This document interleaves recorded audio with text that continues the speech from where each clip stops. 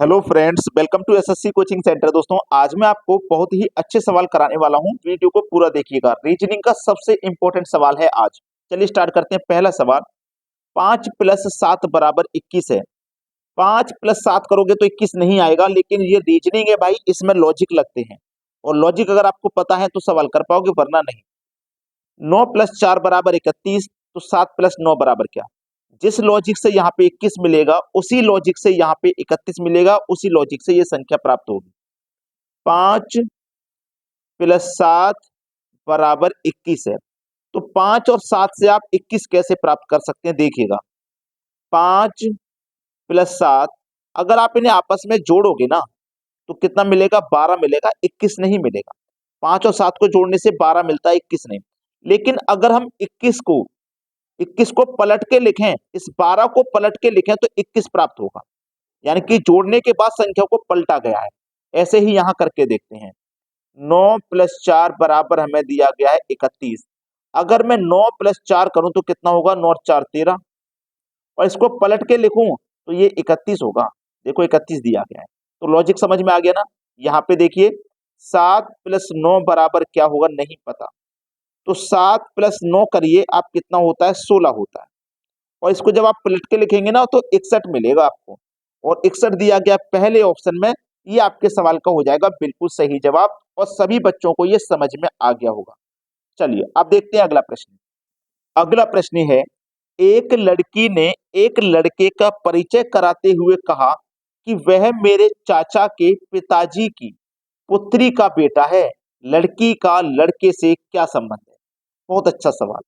अब इसमें थोड़ा सा परेशान हो सकते हैं आप, लेकिन मैं जो तरीका बताऊंगा वो अगर आपने सीख लिया तो कभी परेशान नहीं होंगे। एक लड़की परिचय करा रही है ना, तो सबसे पहले लड़की को लिखिए।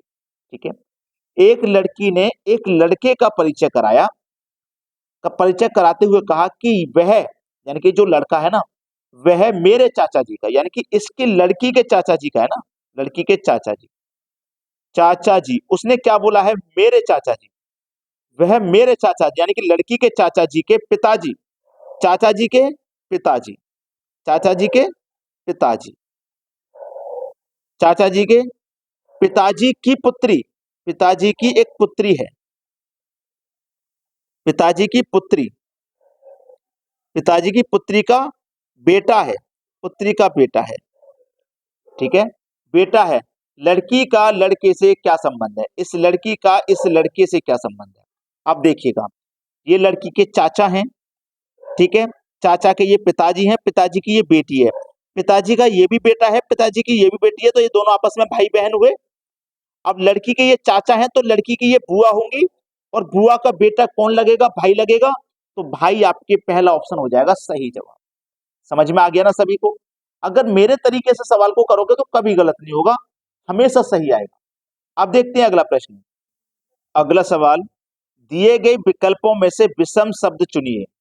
कछुआ, बत्तख, वेल, कौआ। अब देखिएगा, बहुत सारे बच्चों के दिमाग में आएगा हमें विषम सुनना, यानी कि सबसे अलग कौन है? कौआ सबसे अलग है, जो कि उड़ता है। ठीक है, कछुआ पानी में रह सकता है, बतख भी पानी में, और वेल मछली भी पानी में, लेकिन कौआ पानी में नहीं रहता, तो ये हमारा विषम हो जाएगा। यही तो आप सोचोगे, लेकिन नहीं, ये आंसर नहीं है।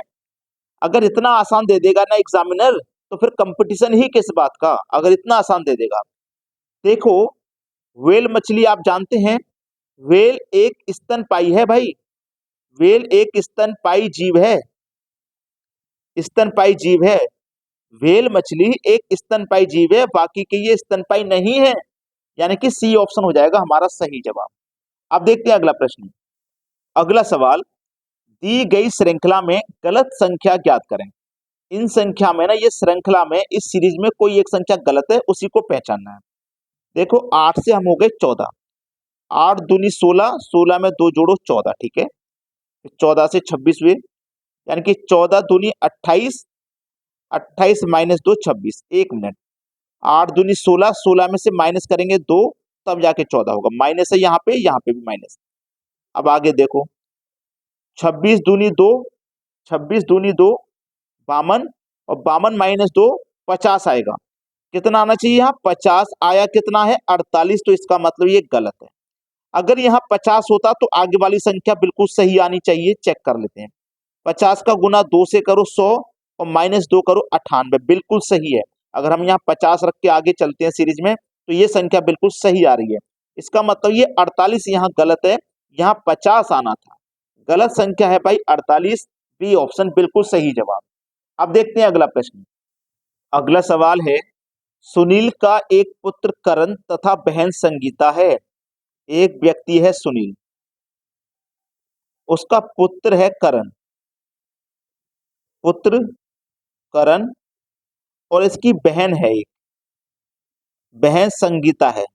यही तो बोला है सवाल में, बहन संगीता है, जो कि जगदीश तथा विजय की माता है। ये जो संगीता है ना, ये जगदीश और विजय, जगदीश प्लस विजय की माँ है। इन दोनों की ये माँ है, यानी कि इनके ये बेटे हैं। करण के ये पिता हैं सुनील, सुनील के पुत्र हैं करण, तो इसका मतलब करण के ये पिता हैं। ठीक है। अब बोला है हरनिश जगदीश के मामा हैं। हरनिश, हरनिश इस जगदीश के मामा हैं। तो मामा कौन होते हैं? माँ के भाई, मतलब संगीता के फिर ये भाई हो गए। भाई मामा कौन होते हैं? माँ के भाई तो मामा होते हैं, तो इसका मतलब संगीता के ये भाई हो गए। ठीक है।